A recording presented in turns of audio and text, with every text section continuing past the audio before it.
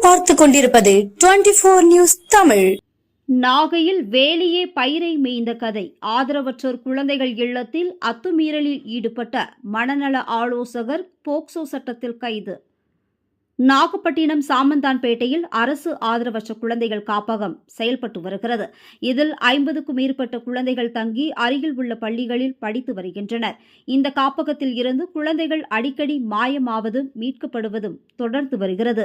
இந்த நிலையில் குழந்தைகளுக்கு மனநிலை ஆலோசனை வழங்குவதற்காக கடந்த 5 ஆண்டுகளுக்கு முன் மனநல ஆலோசகர் சத்யபிரகாஷ் நியமிக்கப்பட்டார். இந்த நிலையில் 50க்கும் மேற்பட்ட ஆதரவற்ற குழந்தைகளுக்கு தொடர்ந்து பாலியல் தொல்லை கொடுக்கப்படுவதாக காவல்துறையினரிடம் குழந்தைகள் தகவல் தெரிவித்தனர். அதனைத் தொடர்ந்து காப்பகத்தில் போலீசார் நடத்திய விசாரணையில் நல்ல தொடுதல் கெட்ட தொடுதல் குறித்து வகுப்பெடுத்து குழந்தைகளுக்கு பாலியல் ரீதியாகவும் மன ரீதியாகவும் தொல்லை கொடுத்தது விசாரணையில் தெரிய வந்தது.